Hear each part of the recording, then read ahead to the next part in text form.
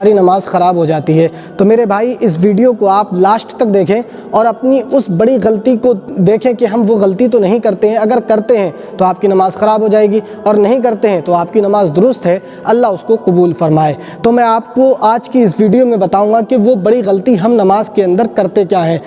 इमाम साहब कायदे में बैठे हुए हैं और तशहुद पढ़ रहे हैं और हमारी रकअतें निकल चुकी हैं। अब मैं थोड़ा लेट आया हूँ, इसलिए अब मुझे करना क्या है, इमाम साहब किस में बैठे हुए हैं, कायदे में बैठे हुए हैं, तशहुद पढ़ रहे हैं, ठीक है। अब मुझको करना क्या है, मैं नियत करूँगा, नियत करने के बाद में तकबीर तहरीमा बोलूँगा और क़याम में खड़ा हो जाऊँगा, हाथ मतलब बांध लूँगा, इस तरीके से बांधूँगा।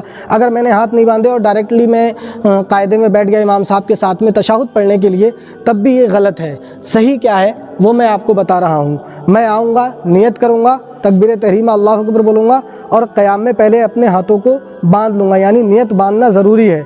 नियत बांध लूँगा मैं, उसके बाद में इमाम साहब के साथ में मैं शामिल होऊंगा कायदे के अंदर। अब मैं बैठ जाऊँगा। अब क्या है, क्योंकि ज़ुहर की नमाज़ में पढ़ रहा हूँ, 4 रकात नमाज है, इमाम साहब कायदे में बैठे हुए हैं, तशहुद पढ़ रहे हैं, यानी कायदा अव्वल।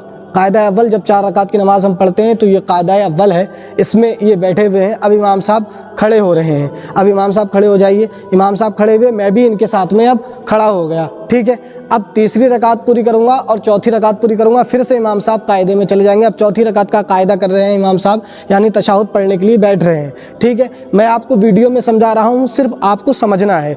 अब ये चौथी रकात का कायदा है, क्योंकि मेरी 2 छूट चुकी थी, मेरी 2 रकात छूट गई थी, तो मैं अब क्या है, या 1 रकात छूट गई थी, कितनी भी छूट सकती हैं, लेकिन अब इमाम साहब के साथ में अब मैं कायदे में बैठा हुआ हूँ, ठीक है। इमाम साहब तशहुद पढ़ रहे हैं, मैंने भी तशहुद पढ़ा। अब जो बड़ी गलती है, जो अक्सर हम करते हैं, जब इमाम साहब कायदे में होते हैं, हम नमाज में लेट आते हैं और इमाम साहब हमें कायदे में बैठे हुए मिलते हैं, यानी तशहुद पढ़ते हुए मिलते हैं, तो अब हम करते क्या है, आकर के बैठ जाते हैं, तशहुद भी पढ़ते हैं, उसके साथ साथ हम दुरूद इब्राहीम भी पढ़ते हैं।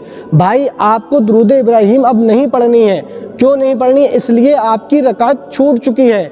जब इमाम साहब सलाम फेरेंगे, आपको रकात पूरी करने के लिए, रकातें पूरी करने के लिए आपको खड़े होना है, यानी फिर से क़याम में जाना है। इसलिए जब इमाम साहब तशहुद पढ़ें तो आपको तशहुद पढ़ने के बाद में क्या करते हैं, अशहदु अल्ला इलाहा इल्लल्लाह व अशहदु अन्ना मुहम्मदन अब्दुहु व रसूलुहु पढ़ करके अब खामोशी के साथ में बैठे रहना है, जब तक इमाम साहब सलाम ना फेर लें। ये आपको याद रखना है। आपको अगर इमाम साहब के साथ में कायदा मिला है, तशहुद में बैठने का मौका मिल गया है, तो आपकी जमात में शुमारी तो हो जाएगी।